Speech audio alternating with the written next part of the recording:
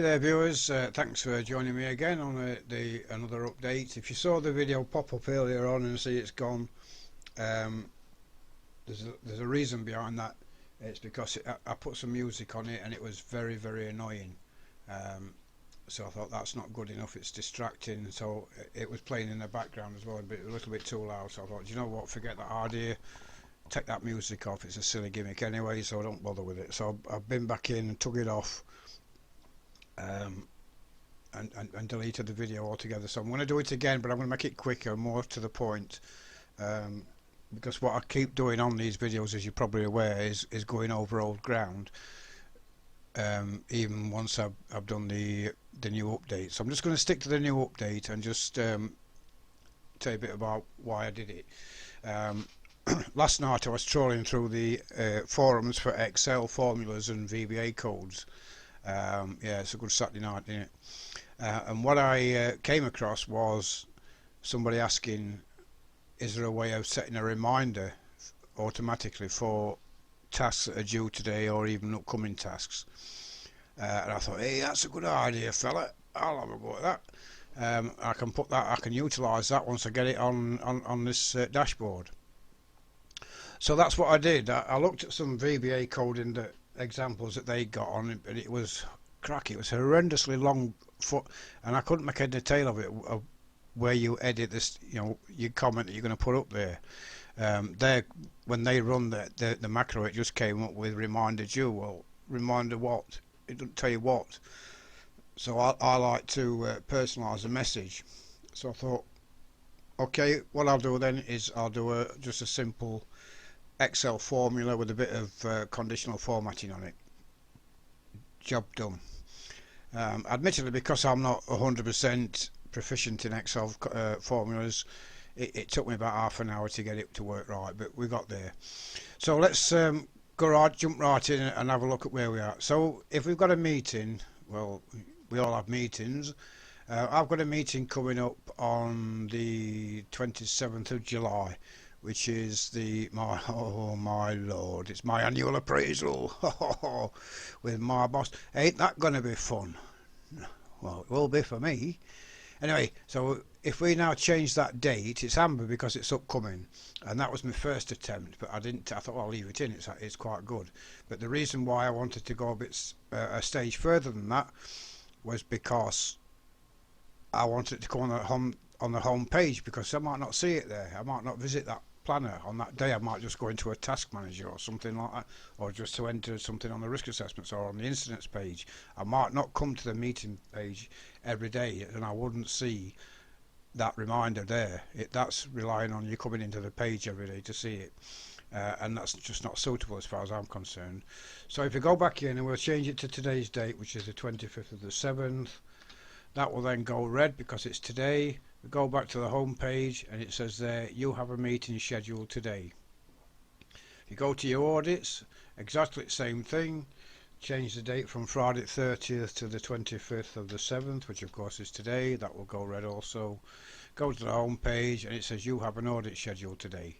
And it's in, it's quite striking colours. It will stick out at you when you come to your home page, and you have to come to the home page because you can't get anywhere else without doing so. So that is the best place to put it. And the other one is a task manager, and again we can change that to the due date from the 27th to the 25th 07. Boom, and then go there, and now all three are up there. So you go back to your meeting planner, take that out because I don't want my annual appraisal on a Sunday afternoon. Thank you very much. I put it back on the 27th of the 7th when it was scheduled for 11 o'clock. Now I got it completed, and it's not completed of course, it's scheduled. So put it back in, it's scheduled. When you click on it correctly, there you go, and so it says it's got amber because it's upcoming, but it will take that message away from there. So if you now go and take the tasks back out, that one was scheduled for today, we'll now put that back on the 27th. And again that's gone amber because it's upcoming, and again that message has gone from there. So I think you can see where we're going with this, can't you? So then we're going to the audit schedule, and again we take that out, put that back to the 30th of the 7th, which is this Friday. something I've got to do. So go back, and it's took them all out. And the way it's doing that, guys, is it's just a simple formula. So it's basically saying if the cell F3 in the meeting planner is the same as today, put up a message here saying you have a meeting scheduled today. If not, then leave it blank. And if there's somebody there that doesn't really think, how is that telling you that? I'll just explain the formulas a little bit. If you start, when you're typing equals in any cell, Excel is then waiting for a formula to follow it. So you're saying if, so it knows then you're going to ask something that may be true, may not be, because it's an if. So the answer it knows will always be true or false. So it's saying if cell F3 in the meeting planner, so we go to the meeting planner and we go F3, top there, look, it's highlighted, it's F3, saying if F3 equals today, and if you just put equals today, open and close parentheses in a cell, and then press enter, it will give you today's date. So comma, and then it says if it is today, then you just put up a message in that cell saying you have a meeting scheduled today. If there isn't, then just don't put anything there. So quote, open quotation marks and close quotation marks means leave the cell empty, don't put anything in there. And it is exactly the same formula for the task manager, except a different cell. Obviously it's G3 on there, and again for the audit schedule it's H3 on there, and it says you have an audit. So you change what in this formula. If you're doing this and you're going to put this in on your system, if you're using the same system, then all you do is just change that message inside the first quotations, because that is a true and that one is a false. So whatever's true goes in the first quotes, and whatever's false goes in the second one. You could say, you know, it doesn't have to be an empty cell. It could be you have an audit due scheduled today, or you don't have an audit due today, which stands to reason. But the reason why I don't do that, I always leave it to be a blank cell, because whenever it does come to being true, you will see a difference straight away on your home page with that button lighting up amber with red writing, striking red writing in it. If you have a message in there all the time saying yes it is due and no it isn't, you're going to miss it. You're going to miss the wood for the trees, and that's just throwing the baby out of the bathwater. So that's basically where we're at. And the reason why it's, you know, you could be thinking, you know, the sharp ones amongst you will be thinking, well, what happens if the meeting in cell F7 is today? What happens then, because you only said cell F3?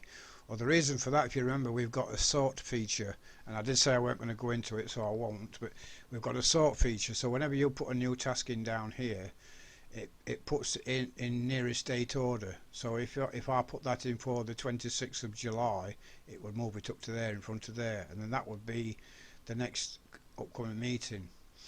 And even if we completed it off and and archived it, it would take it out, and the next one will become due, and it would be going on that date then. So it would still be blank until we got to the 12th of August, if you follow my drift. And that is the same on all the tabs that we put it on, which is the meeting planner, the task manager, and the audit schedule. I don't want to be putting it in for putting it in sake, but that's where it is, and I think it's quite a neat feature. So I hope you like it, guys. I did promise I wouldn't bore you to death too much, so I'm going to leave it at that. Thanks very much indeed for your time and your understanding.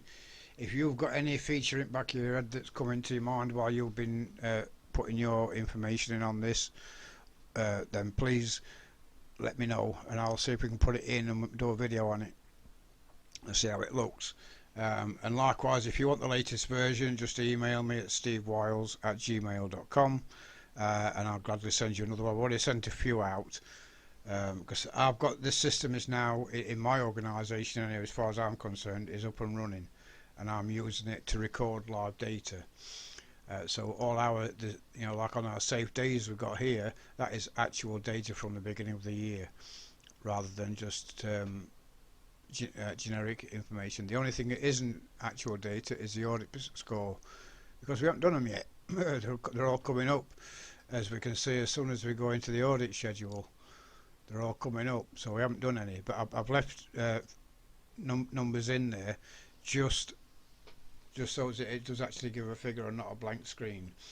And while we're on the dashboard, you'll see I've changed now the task manage actions and took that out and changed it for the audits, how many audits are completed. And the reason I've done that is because once we've completed a task and we archive it, then there's no tasks on that page that have been completed, so that graph will always see that you've got tasks on there and none are completed, so it'll always be 0%, or if you haven't archived it, 13%, whatever it happens to be. So I thought, well, that makes that a little bit pointless now, so I changed it to the audit status, which fits in nicely with the audit actions, I suppose. So that's the reason. So and another guy asked me about where all the workings out are for certain stuff, because he said all the tabs are open, but he can't get to he don't know where the workings out is, and he thought it might be in a hidden page. Well, I don't put all workings out and formulas and tables on a one page and then hide it. What I do, I usually put it down to the bottom of the corresponding page. That's because it's easier for me to work on, and that's just the way I like to work. But on any page, if you want to see the workings out for various things, like, let's say for on the dashboard, the traffic light system, if you click on the traffic light, it will tell you it's looking at the series data range on data entry from K1073 K1075. So if you go to the home page, go to the data entry page, and then go down to page 1000, row 1075. So once you get near 1000, you'll start and see workings out on various things, and that's where they all are. And for the traffic light system, it is here. So the overall status, the average, the audit, everything. So all the traffic light workings out is down here, and that's same on a lot of pages actually. If it's not on the bottom of the data entry page, I try to keep everything on that page, but there are some that have got them on different pages. So if you can't find it for whatever reason, then by all means just go down to the bottom of that page, down to round about 1000. I usually start at 1000. That gives plenty of working space then. But I don't ever hide them out, because knowing me, I'll be the first one to go in and delete it out and then think, oh, what's happened to my system, it's not working. So we get down to 1000 here, and you can see there's nothing there, so that the information for this page is actually on the data entry page. Okay, but I try to keep it simple, really. So there we are, guys. I hope you like that. As I say, I keep trying to improve it, and if I come across an improvement that I find is an improvement for myself, then you bet your bottom dollar it'll be an improvement for you. It may well be a case of, right, that took you long enough to sort that one. We've already got that in mind. What I would ask, if you have put something in yours that's not on this and it's a good feature, then please share it. And with your permission, I'll do a quick video on it and update it. Or if you don't want it video in, fine, but I'll put it in anyway, but not do it on a video. If you want to be anonymous with it, but any information I get, and help, you will get credited and a shout out on the video, on the next video for the information. That's one thing I always tend to do. Okay, guys. So as ever, enjoy your weekend. I'm glad I didn't keep your Sunday, interrupt your Sunday too much, and I hope you learned something. See you next time. Bye bye.